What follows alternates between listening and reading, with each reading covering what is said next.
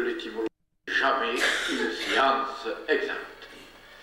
Enfin, on peut dire qu'à la rigueur, pour lui, les chameaux étaient l'image des peuples errants, destructeurs et fanatiques qu'il a combattus pendant toute sa vie. C'est une interprétation. Maintenant, il y a tout de même l'interprétation d'ordre sanskrit dans l'Inde, Surya Stara, qui aurait donné naissance, dans un certain sens, à Zarathustra, eh bien, signifie l'apôtre du soleil. Surya, c'est le soleil, et Stara, c'est l'apôtre. C'est une merveilleuse signification, mais je crois qu'elle est valable. Maintenant, si nous amusons à voir au point de vue kabbalistique pur, à travers la langue française, qui est une langue essentielle de l'univers, au point de vue kabbalistique, eh bien, nous voyons dans Zoroastre l'éblouissant symbole de l'astre d'or. Effectivement, Zoroastre considérait que le soleil était avant tout le séjour des âmes éternelles. Ce n'était pas simplement un astre errant, ignorant et fou dans l'infini, soumis à des forces plus ou moins logiques, mais c'était un être vivant. Et là, c'est une des, comment dirais-je, des affirmations, des révélations de Zoroastre. Tous les astres sont des êtres vivants. Ce ne sont pas simplement des corps de flamme errants sous l'influence des grandes lois cosmiques, ce sont des êtres qui ont un corps, une âme et un esprit. D'ailleurs, le propre des révélations primitives, c'est que tout est vivant, que tout est plein d'âme. Nous retrouvons déjà cette idée dans Thalès, lorsqu'il disait que tout est plein de Dieu. Et nous le retrouvons dans Hugo, lorsqu'il prétendait que tout est plein d'âmes. Les âmes et les dieux sont en quelque sorte cousins germains. Alors le problème maintenant est de savoir à quelle époque, si vous voulez, a vécu Zoroastre. Et il est difficile de le dire, mais il est facile malgré tout d'y répondre, étant donné que dans toutes les affirmations des livres sacrés zoroastriens, c'est avant tout le millénium, c'est-à-dire une période de 1000 ans qui gouverne le monde. Et cette période de 1000 ans, il la retrouve dans 12 000 ans. Je pense que les 12 000 ans sont à la fois exagérés et symboliques. Mais enfin, on peut croire que pour lui, c'était beaucoup plus que 12 000 ans et que l'on peut monter jusqu'à 12 milliards d'années. Il semble que le chiffre 12 ait été pour Zoroastre eh bien, une sorte d'amplification infinie. Et d'après lui, il semblerait que l'univers existe non pas depuis 12 000 ans, mais ni même 12 milliards d'années, mais je pense qu'il faut aller jusqu'à 120 milliards d'années. C'est à peu près, si l'on peut dire, le temps que l'on pourrait donner, peut-être, à la formation de l'univers. Il y a un problème maintenant qui se pose immédiatement, et je m'en excuse, des problèmes à chaque instant surgissent lorsqu'il s'agit de Zoroastre. Est-ce que le monde est éternel ou est-ce que le monde est passager? Est-ce qu'il a un commencement et une fin? Effectivement,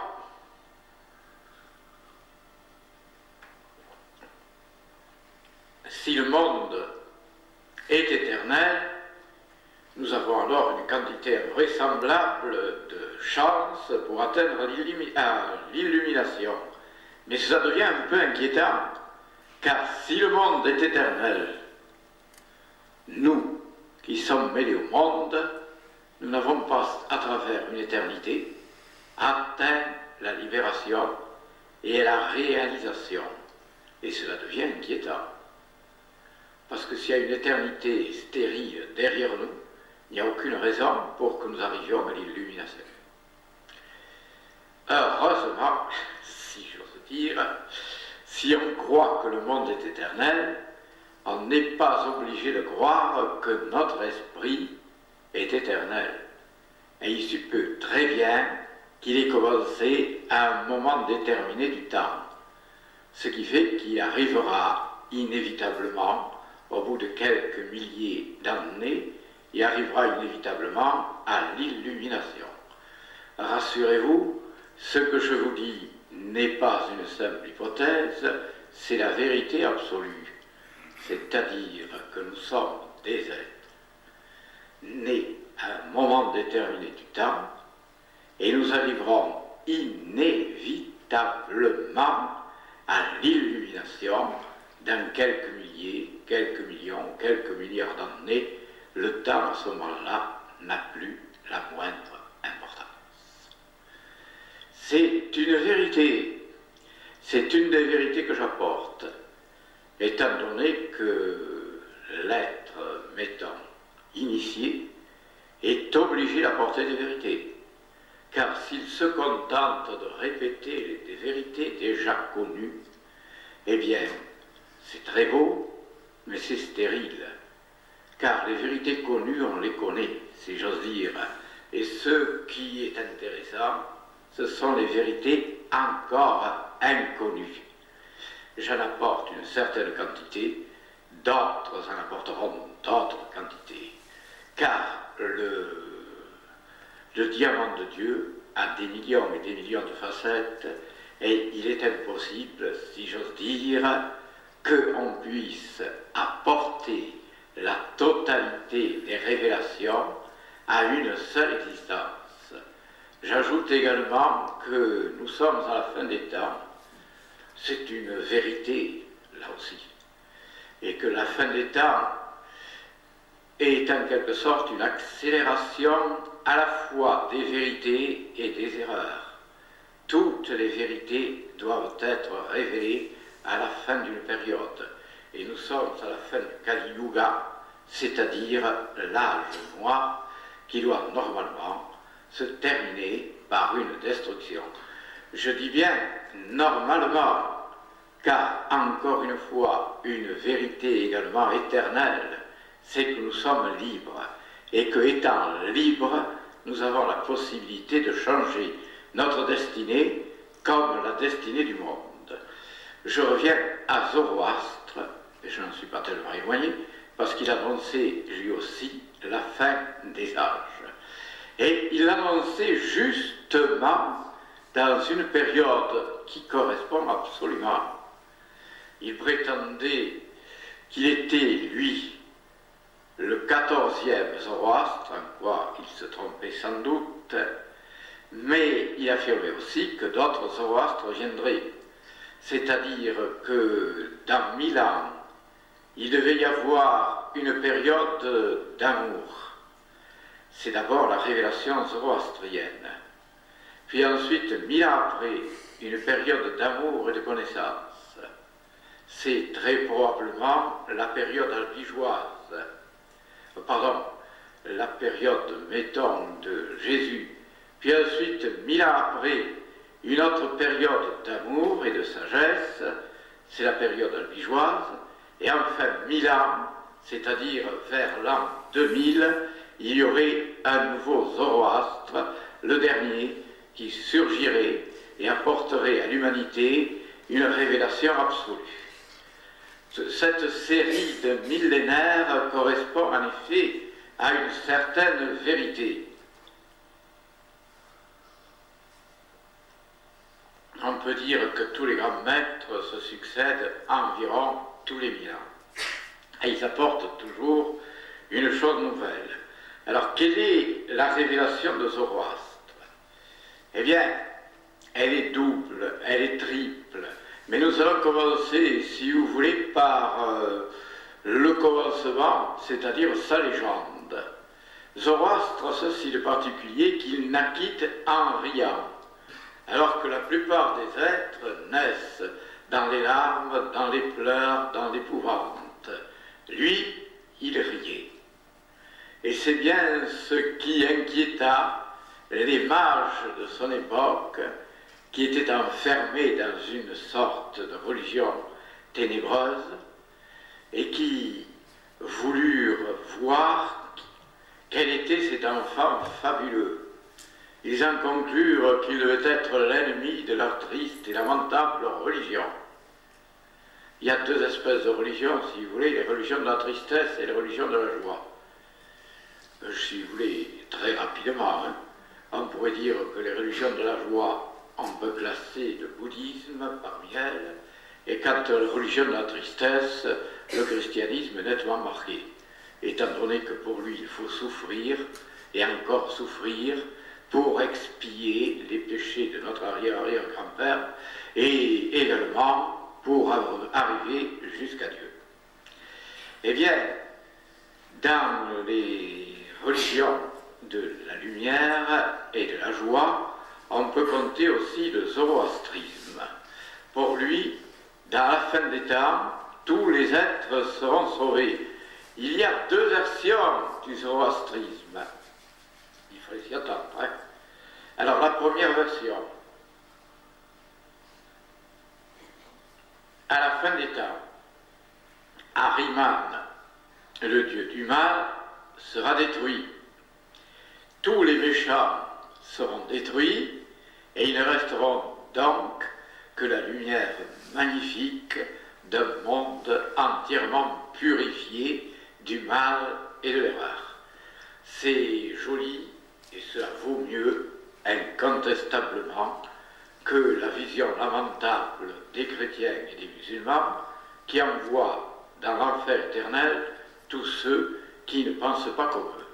C'est, comment dirais-je, un degré supérieur. Je parle du zoroastrisme.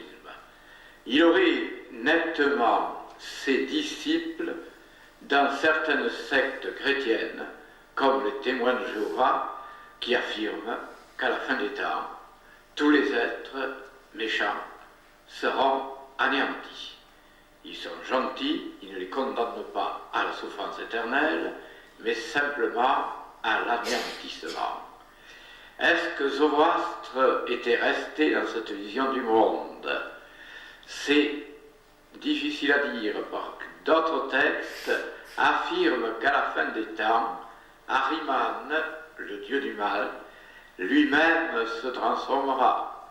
Il deviendra un des archanges les plus lumineux, les plus resplendissants, les plus fabuleux de la création céleste. Et avec la fin d'Ahriman, enfin de sa méchanceté, eh bien le monde serait purifié intégralement. C'est comme de nos jours, si j'ose dire, au XIXe siècle, Klopstock, qui était un remarquable poète allemand et qui affirmait qu'à la fin des temps, eh bien, Satan lui-même rentrerait dans le rayonnement de Dieu. Vous retrouvez la même idée dans Hugo, la fin de Satan. Satan est mort, renaît, ô Lucifer céleste. Effectivement, puisque la création est faite par un Dieu de bonté et de justice, il faut inévitablement que tous les êtres soient appelés et que tous les êtres soient élus. Car s'il y avait un seul être qui ne le soit pas, la création serait mauvaise et injuste. Et cet être aurait le droit de se tourner contre Dieu et de lui dire qu'il n'est qu'un grand bourreau souriant. Car il laisserait un seul être injustement en dehors de la bonté divine. La bonté de Dieu étant infinie, tous les êtres seront sauvés, tous, quels qu'ils soient. C'était un des messages secrets de Zoroastre. Alors revenons à sa légende. Quand il arriva, si j'ose dire, en riant, les mages de la religion sombre et triste, qui étaient alors les maîtres, reconnurent en lui un ennemi, et ils voulurent le supprimer. Rien de plus simple de supprimer l'enfant sans défense. Donc, un des mages noirs s'approcha de l'enfant prédestiné et leva le couteau sur lui pour le tuer. Sa main se dessécha. C'est un joli miracle. Elle rompit l'enfant et on le jeta parmi les taureaux. Des taureaux sauvages, mais un grand taureau survient, éblouissant, splendide, qui chassa les taureaux sauvages et protégea l'enfant. Comme ils avaient également de la constance, je parle des mages noirs, ils prirent le malheureux Zoroastre, l'enfant, et le jetèrent parmi les loups. Mais les loups allèrent chercher une brebis pour allaiter enfant et le protégèrent contre toutes les méchancetés de l'univers. Plus tard, il saura s'en souvenir, et dans la religion qu'il fondera, il supprimera les sacrifices d'animaux, notamment les sacrifices de taureaux et les sacrifices de loups. Effectivement, on tuait des loups. Remarquez, on tue aussi des chiens, comme dans la Chine actuelle.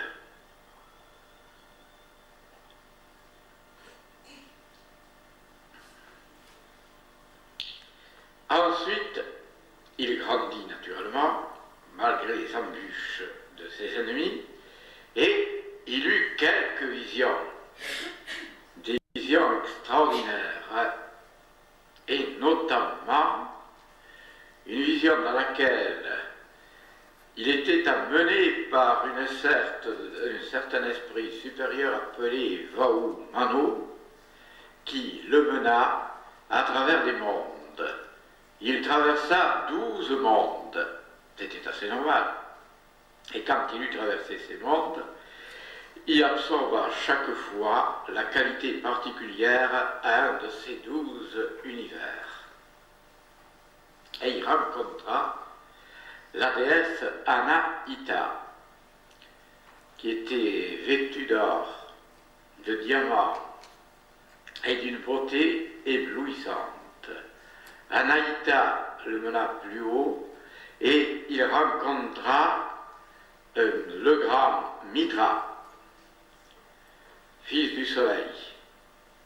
Et Mitra lui apparut sous la forme d'un enfant avec un bonnet phrygien. Ce bonnet phrygien était la marque des esclaves affranchis. Il est très curieux qu'il a survécu à travers les âges et qu'il est arrivé jusqu'à la Révolution française, qui est elle-même comme un reflet, si j'ose dire, dans sa première partie de la Révolution zoroastrienne. Il eut en quelque sorte, il vit l'enfant divin, Mitra, qui sortait d'un rocher, qui brandissait une torche dans la main et dans l'autre un poignard.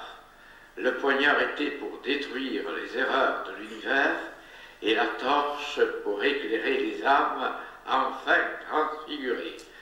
Après toutes ces visions, Zoroastre comprit qu'il était lui-même un des maîtres prédestinés et que sa mission était précisément de répandre la vérité sur toute la terre. Et il essaya en effet d'y parvenir. Mais il fallait d'abord pour cela atteindre jusqu'au grand roi Vistaste, qui était alors le maître de la Bactrie. Et il voulut justement l'illuminer et le convertir à la suite d'une révélation personnelle. Donc, je passe rapidement, il alla vers le roi Vidastre.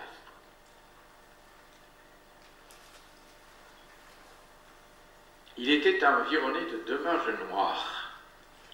Ces mages faisaient partie de l'ancienne religion.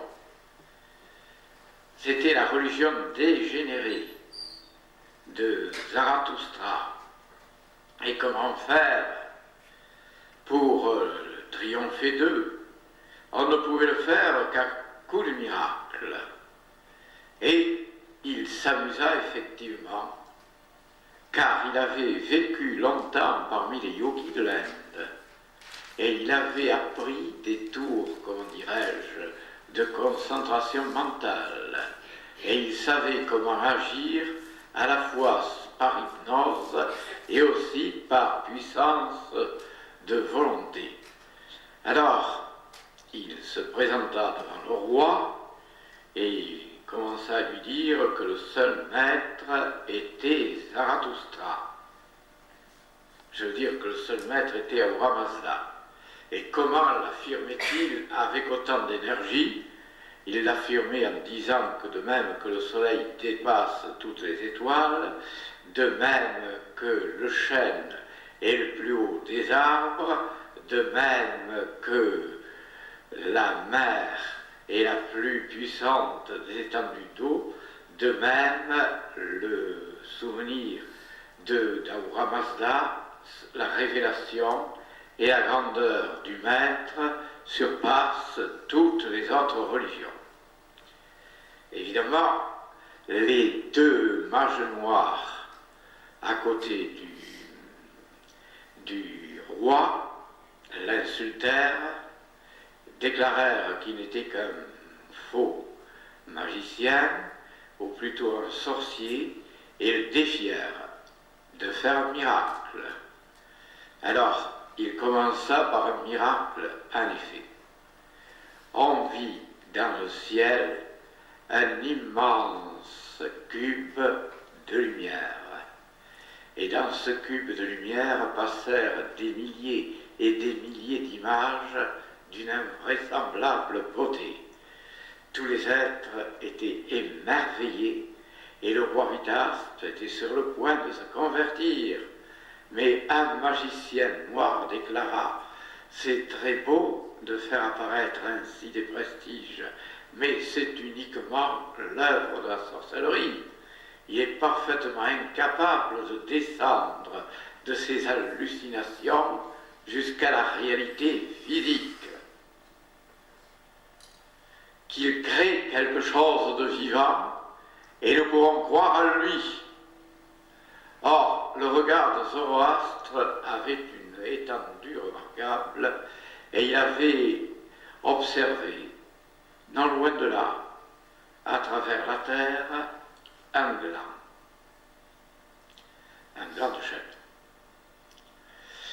Alors, il condensa immédiatement toutes ses forces vitales, tout son magnétisme prodigieux sur ce germe.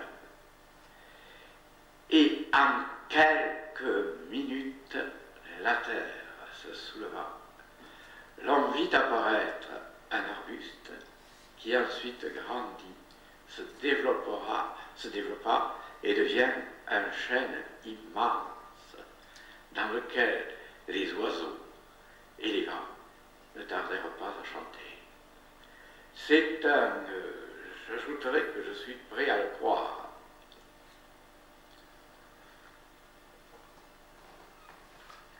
Car c'est un tour de passe-passe, si j'ose dire, supérieur, que font la plupart des grands fakirs.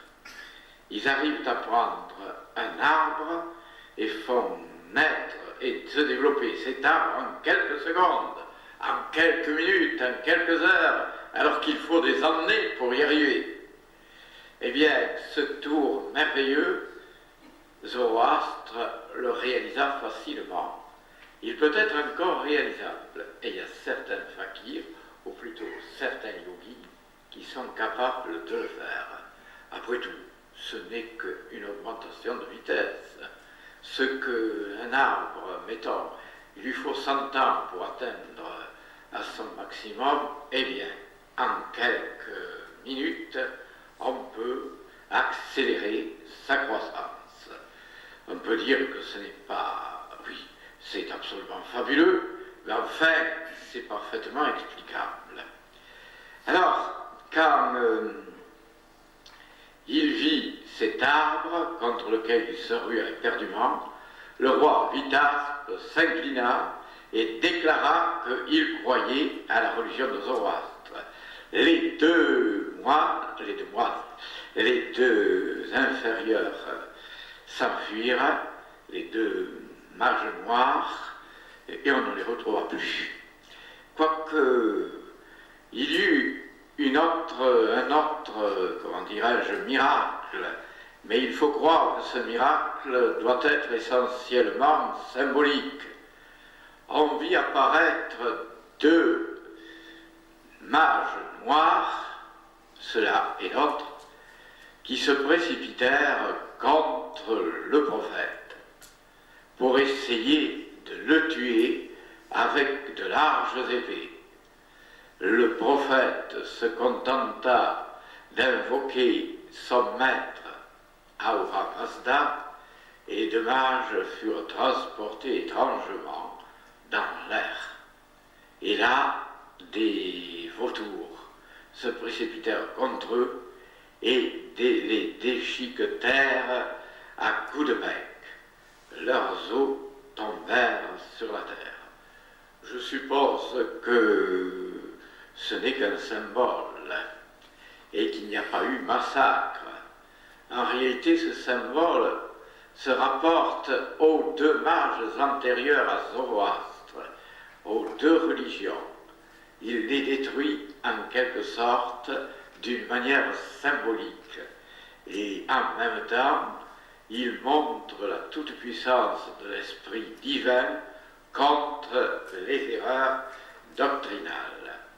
Alors ces deux mages représentent aussi les deux religions antérieures, c'est-à-dire celle de Zerdust et celle de Zarathustra, qui commencèrent, c'est une loi, toutes les religions commencent au début par être merveilleuses, puis elles dégénèrent et aboutissent à la dégradation complète, en attendant peut-être une nouvelle renaissance. Actuellement, on peut dire que deux religions, et on pourrait retomber exactement dans la même idée, deux religions sont en pleine décadence, mais elles renaîtront, je suppose, sur un plan supérieur. C'est la religion chrétienne et la religion islamique. Elles sont au déclin de leur vie, elles renaîtront plus tard sous des formes plus belles, à moins qu'elles ne soient effacées par le grand rythme des âges, car le propre de toutes les religions, c'est de durer environ 2000 ans, après quoi elles s'effacent inexorablement. Donc une autre vérité, si j'ose m'exprimer ainsi, apportée par Zoroastre, c'est extrêmement curieux d'ailleurs, quelque chose de banal et en même temps d'inattendu. Je vous avais dit que pour lui, les astres étaient des êtres vivants. Mais il y avait quelque chose qui lui paraissait être un être vivant aussi. C'était le feu. Pour lui, le feu n'était pas un phénomène chimique, c'était un être vivant. Les trois qualités de l'être vivant sont l'assimilation, la désassimilation et puis la procréation. Or, ces trois qualités, on les retrouve, suivant Zoroastre, dans le feu. Effectivement, il se nourrit et il assimile par conséquent une multitude d'éléments ou d'aliments, et ensuite la désassimilation produit des cendres. Et il se propage. Un feu immédiatement fait naître d'autres feux, et ainsi de suite à l'infini. On dirait la multiplication, si j'ose dire, des herbes primordiales ou si vous voulez, des microbes. il y a une extraordinaire abondance de force dans la procréation du feu.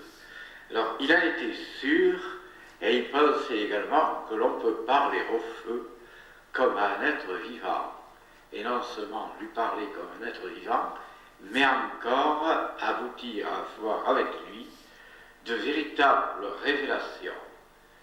Effectivement, on peut, à travers les révélations du feu, aboutir à des connaissances transcendantes.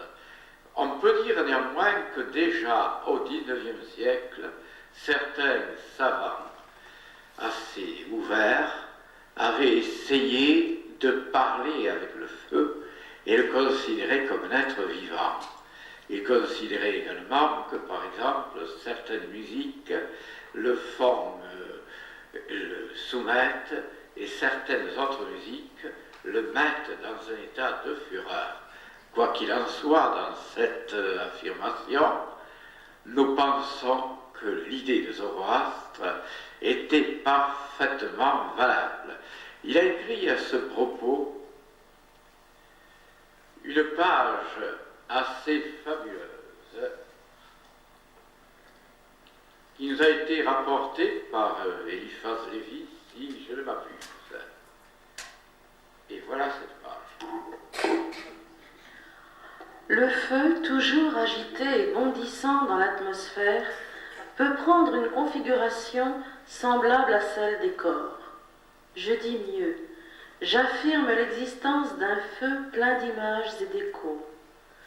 Ce feu est la lumière surnaturelle qui rayonne, qui parle, qui s'enroule.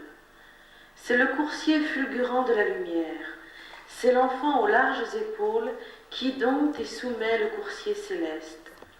On l'habille de flammes et d'or, ou on le représente nu comme l'amour en lui donnant aussi des flèches. Mais si ta méditation se prolonge, tu réuniras tous ces emblèmes sous la figure du lion.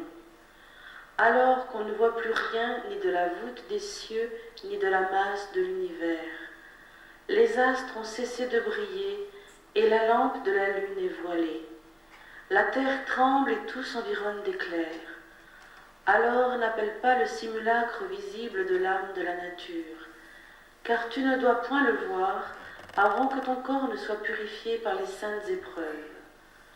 Amollissant les âmes et les entraînant toujours loin des travaux sacrés, les chiens terrestres sortent alors de ces limbes où finit la matière et montrent au regard mortel des apparences de corps toujours trompeuses. Travaille autour des cercles décrits par le rhombus d'Hécate. Ne change rien au nom barbare de l'évocation, car ce sont les noms panthéistiques de Dieu. Ils sont aimantés des adorations d'une multitude, et leur puissance est ineffable. Et lorsqu'après tous les fantômes, tu verras briller ce feu incorporel, ce feu sacré dont les flèches traversent à la fois toutes les profondeurs du monde, écoute ce qu'il te dira. Cette page a été citée par Eliphas Lévi, si je ne me trompe pas, et il ajoute que dans cette page de Zoroastre, il y a infiniment plus de connaissances hypnotiques et magnétiques que tous les mesmères de l'univers. Il parle de Mesmer et il parle également de Dupotet, qui étaient à ce moment-là, du moins, les grands magnétiseurs. Effectivement, nous arrivons à l'idée de la révolution de Zoroastre. Et lui aussi apporta quelque chose de nouveau. Il apporta, en dehors de l'idée du feu créateur qui s'incarne, il apporta aussi l'idée d'une série de visions et aussi l'idée que quelque chose doit être transformé dans l'univers à travers des initiations. Il apporta donc une nouvelle série d'initiations. Ces initiations sont évidemment 7, et elles portent des noms bizarres qui nous ont été transmis à travers les siècles. La première initiation est celle du corbeau. la deuxième, celle du silencieux, la troisième, celle du guerrier, la quatrième, celle du lion, la cinquième, celle du bactrien, la sixième, c'est le coureur du soleil, et la septième, c'est le père. Et ce sont des initiations assez étonnantes. Nous allons essayer de les décrypter et de voir ce que veulent dire toutes ces initiations étranges.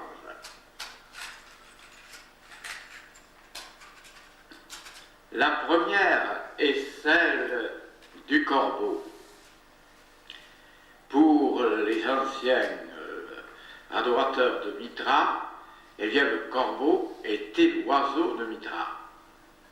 Il fallait donc commencer par être capable de comprendre le langage des corbeaux, c'est-à-dire de comprendre d'une manière générale tout le langage universel des êtres. Il ne faut pas oublier qu'en réalité, tous les êtres, je dis bien, ont un langage.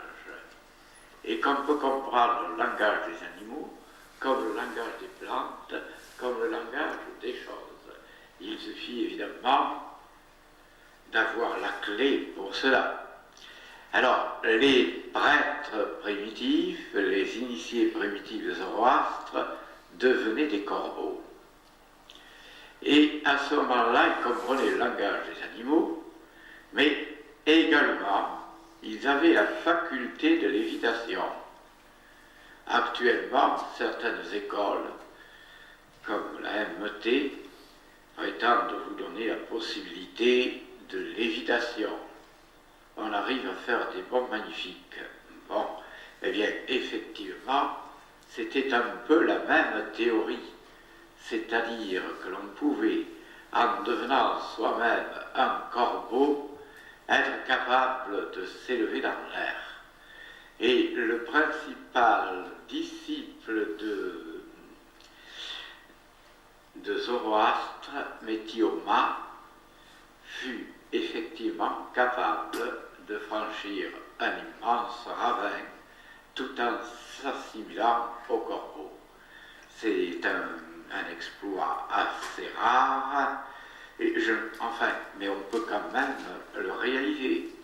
Je vous rappelle de Paul Dard, son expérience lorsqu'il est allé dans l'Inde et qu'il était en train de discuter avec un yogi, pardon. Et il lui vantait la splendeur de la civilisation occidentale. Et le yogi lui dit oui, mais est-ce qu'elle est capable de faire cela?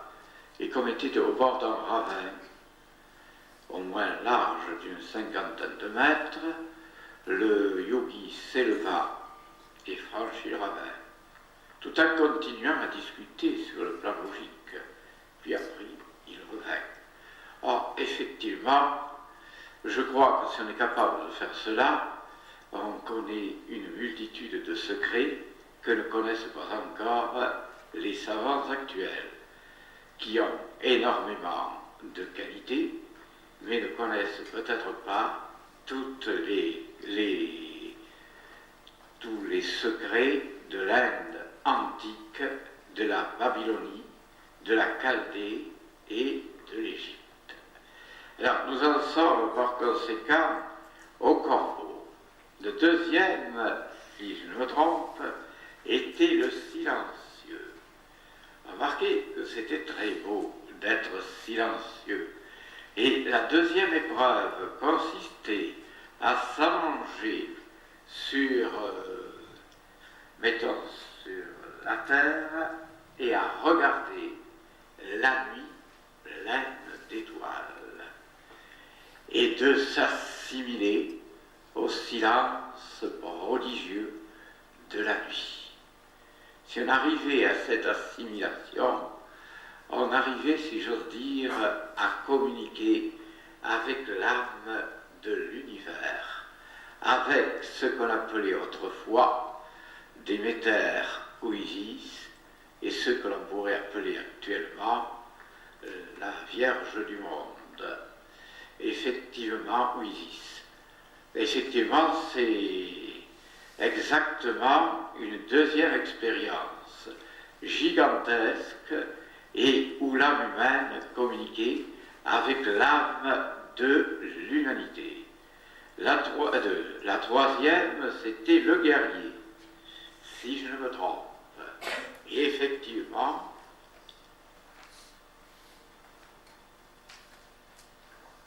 on devenait un guerrier. C'est-à-dire, le propre du guerrier, c'est l'obéissance absolue au maître. Alors, il s'agissait d'être le guerrier de Zoroastre, ou le guerrier de Mitra, ou le guerrier d'Ahura Mazda. On était par conséquent entièrement dans les ordres du maître. On devenait un avec le maître, et il se produit une chose très simple, la télépathie. À ce moment-là, on n'avait plus besoin, si j'ose dire, de parler. Le maître n'avait plus besoin de donner des ordres.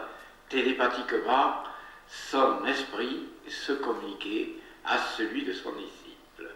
C'était la troisième grande période. La quatrième était le bactrien. Et là, c'est curieux.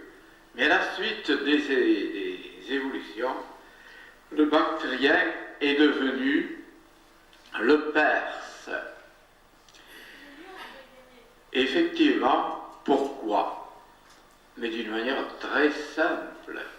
Parce que quand on était bactrien, on perdait sa qualité, comment dirais-je, d'être individualiste, et on arrivait à être un avec l'âme collective de la nation à laquelle on appartenait. Effectivement, il ne faut pas l'oublier. Nous sommes à l'intérieur d'une nation, laquelle nation a une âme. Et c'est là le plus curieux. Tous les anciens considéraient que chaque nation était gouvernée par un dieu ou une déesse. Athènes, par exemple, était gouvernée par la déesse Athéna. Mais c'est parfaitement exact.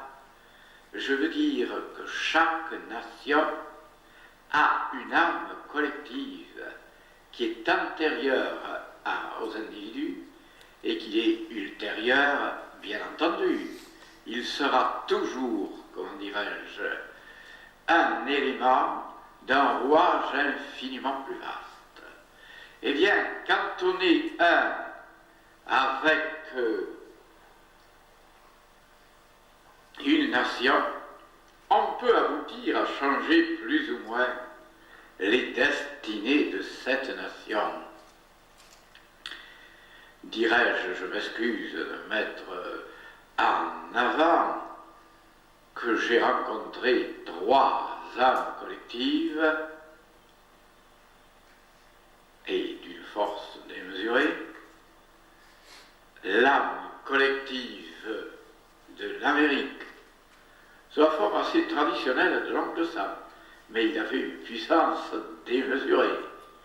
L'âme collective de l'Angleterre, sous la forme, mettons, de John Bull, et l'âme collective de la France, sous la forme d'une jeune femme d'une beauté merveilleuse et d'une puissance infinie.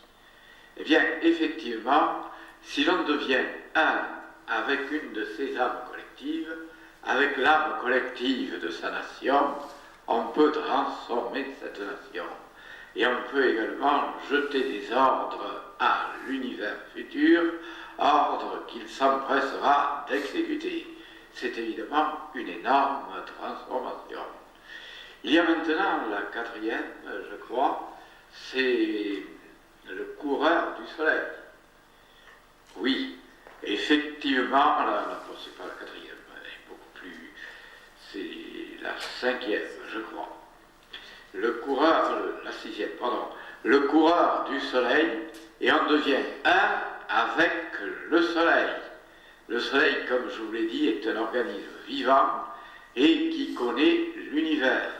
On peut dire que le Soleil lui-même est composé, mais là c'est beaucoup plus difficile à admettre, d'une série de petits soleils, si j'ose dire, et que chacun de ces soleils intérieurs au grand soleil correspond, si j'ose m'exprimer ainsi, à une des planètes du système solaire. C'est-à-dire, c'est une sorte, mettons, de neutrons, c'est pas tout à fait cela, qui correspondrait avec un électron tournant autour de lui. Eh bien, il y a au moins, si nos renseignements sont vrais, il y a au moins 21 petits soleils à l'intérieur du grand qui correspondent à 21 planètes dont on ne connaît jusqu'à présent que 5 ou 6, une dizaine. Je vous rappelle d'ailleurs que régulièrement, je vous ai toujours dit qu'il y avait une quantité de soleils, de planètes, et qu'on n'en connaissait qu'une petite quantité. D'accord? Régulièrement, à propos de Proserpine, on arrive à le découvrir et ensuite à l'ignorer. Mais graduellement aussi, on sait très bien qu'il existe d'autres planètes dans le système solaire. Et on en a trouvé, par exemple, dans la comète de Halley, où on a trouvé effectivement des éléments qui appartenaient à des planètes inconnues. Eh bien, cela ne fait que confirmer ce que je vous avais dit. Il y a, semble-t-il, encore d'autres planètes qui tournent autour du Soleil, et là, nous sommes obligés, sans nous perdre, de revenir à la conception inattendue, et je veux dire, je serai très rapide, inattendue du grand Yukteswar, lequel est un grand maître hindou et qui affirme que la précession des équinoxes, je lui laisse la responsabilité de son affirmation, n'est tout simplement la marche du Soleil, le nôtre, autour de notre Soleil, et que cette marche correspondrait à 24 000 ans. Nous verrons comment, à travers les âges, je vais y revenir, eh bien, les phénomènes millénaires se reproduisent. Alors, nous en étions au courrier. Il reste la dernière affirmation, c'est le Père, la dernière initiation. On devient, en dehors du temps, de l'espace et de la causalité, on devient le maître, si l'on peut dire, de l'infini. On devient l'être qui a créé les âmes et qui a créé les mondes. On devient le Père. Et c'est ainsi d'ailleurs que s'appelaient les grands maîtres, si j'ose dire, de la religion zoroastrienne et mitraïque. Mais c'est un phénomène extrêmement difficile, parce que le Père est en quelque sorte l'unité de tous les êtres, présents, passés et futurs. Nous devrions, dans une seule seconde, devenir tout cela. Et c'est possible. C'est ce que communiquait précisément Zoroastre dans sa dernière initiation, lorsqu'il mettait simplement son doigt entre les deux sourcils de l'initié. Et à ce moment-là, l'autre devenait le cosmos tout entier, avec ses milliards et ses milliards de mondes. J'ajoute qu'il le devenait pour un fragment de seconde. Car sinon, la force qui le pénétrait étant trop grande, eh bien son corps serait tombé en morceaux. C'est ce que nous indiquent certaines légendes, surtout la légende de Sémélé. Si vous vous rappelez, dans le monde hellénistique, Sémélé veut voir son amant Zeus dans l'éblouissement infini de sa grandeur, et lorsqu'il a pleuré, elle est brûlée par les feux qui jaillissent du Dieu resplendissant. Effectivement, on ne peut pas rester plus d'un fragment de seconde dans cet état que l'on appelle le Père. J'ajoute que l'idée du Saint-Père vient de là, à travers le zoroastrisme. Il s'est transmis jusqu'au christianisme actuel. Nous retrouvons toujours cette idée du Père éternel. Ensuite, ce fut pour Zoroastre l'occasion de mettre en avant les diverses disciplines qu'il avait apprises des anciens yogis.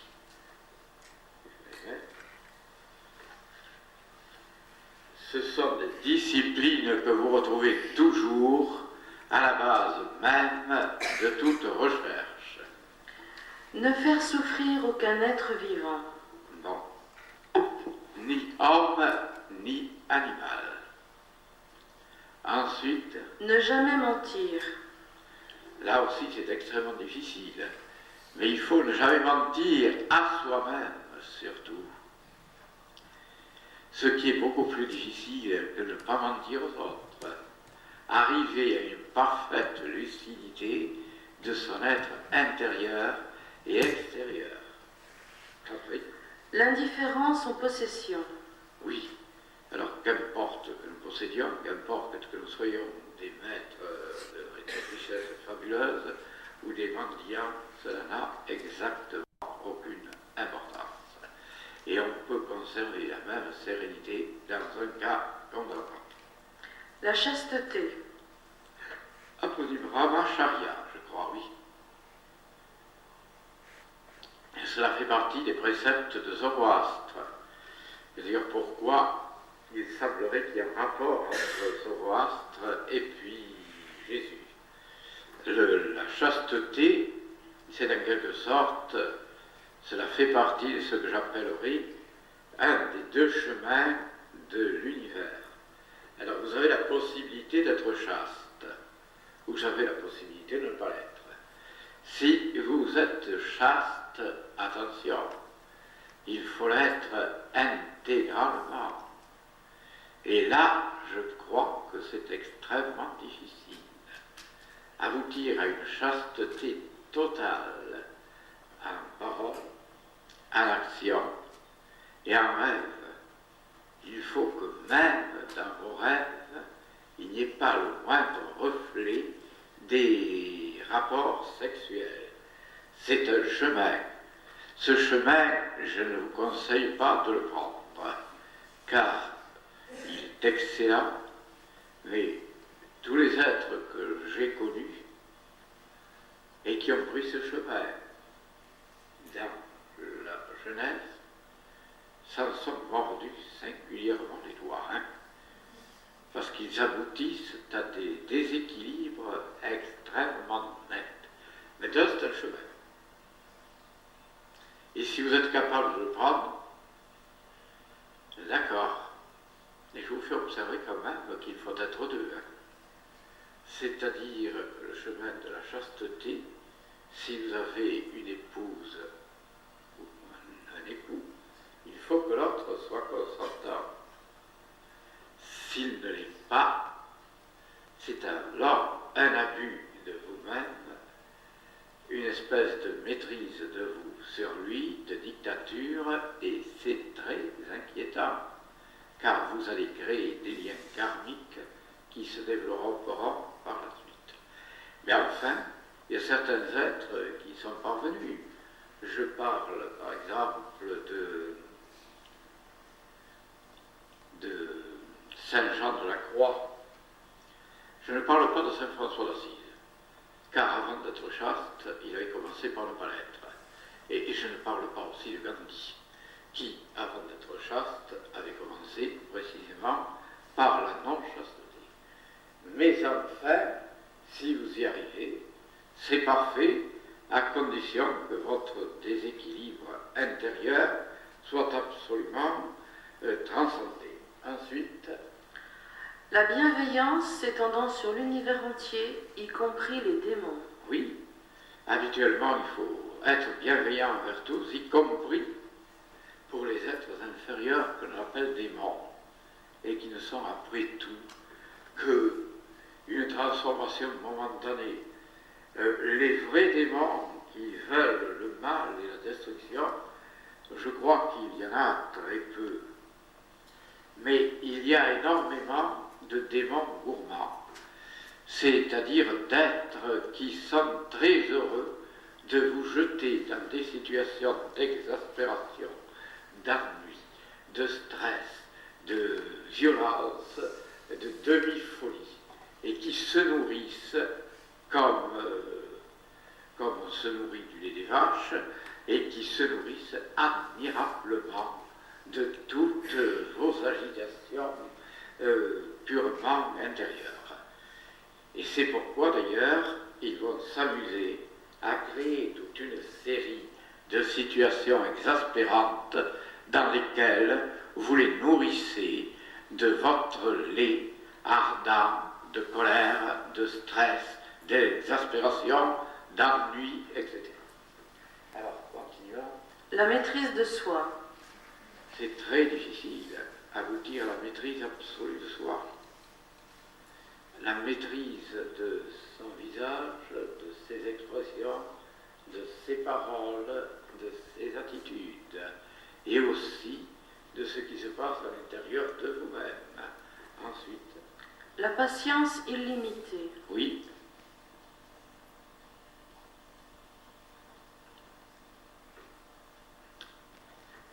Philippe de Lyon déclarait qu'on ne peut pas atteindre à la connaissance absolue si on n'est pas humilié au moins une fois par jour.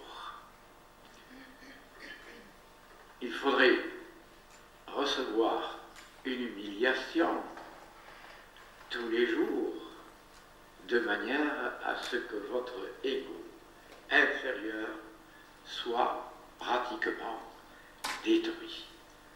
J'avoue que c'est une méthode, mais j'avoue aussi que la plupart du temps, on peut très bien s'en passer, étant donné qu'on peut très bien être humilié sans même s'en apercevoir.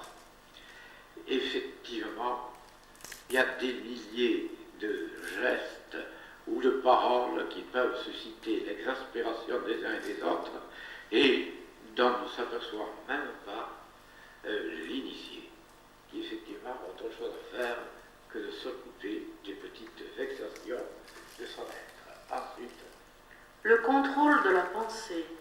oui, là aussi c'est extrêmement difficile, parce que vous avez toute une série de pensées importunes qui jaillissent du monde extérieur, des pensées qui vous font souffrir, qui vous épouvantent ou qui vous agitent d'une manière effrayante. Ces pensées habituellement sont tellement effarantes qu'habituellement vous dites que cela ne provient pas de moi. Et en effet, cela ne provient pas de vous. C'est la pression des pensées extérieures. Eh bien, en réalité, il faut être capable de les chasser, de ne pas les accepter et d'avoir un ciel d'une manière permanente, rayonnante, au fond de vous-même. Ensuite, la tempérance. Oui, c'est-à-dire, bon, ça, c'est très, il faut probablement l'interpréter comme incapable d'avoir de grandes envies, si j'ose dire, de choses purement matérielles, soit la puissance, soit la volupté, soit les plaisirs. Ensuite, la purification du corps, de l'âme et de l'esprit. Mais la purification du corps, de l'âme et de l'esprit, elle doit se traduire par trois espèces, si on peut dire. Purification du corps, le corps ne doit pas se nourrir de nourritures impures. Et les nourritures impures sont les nourritures qui causent la mort et la souffrance. Alors, la viande doit être absolument proscrite. Je prétends, aucun initié n'arrivera à l'illumination s'il s'adonne à la nourriture carnée. Il faut graduellement la supprimer intégralement. Je sais que c'est difficile, mais enfin, cela peut se faire très graduellement. Certains demi-initiés, comme Mikhail Ivanov, ont osé dire que l'on avait le droit de manger du poisson. Et c'est d'ailleurs lui faire beaucoup d'honneur, parce en mangeant du poisson, on transformait la chair du poisson en chair humaine. Très bien. Je pense, c'est une mauvaise plaisanterie que l'on peut faire, que s'il y a des extraterrestres aussi supérieurs à nous que nous sommes supérieurs aux animaux, ils auront beaucoup de plaisir à nous manger parce qu'ils transformeront justement notre être inférieur en eux qui sont des êtres supérieurs. C'est une théorie extrêmement dangereuse. C'est d'ailleurs ce qui explique pourquoi Mikhail Ivanov n'est pas arrivé, semble-t-il, à l'illumination intégrale. Ensuite, alors là c'est très clair, hein, il est impossible d'atteindre à l'illumination si l'on n'est pas végétarien. Vous allez naturellement me citer l'exemple de Hugo. Mais en ce qui concerne Hugo, je soutiens qu'il était l'avatar absolu et qu'il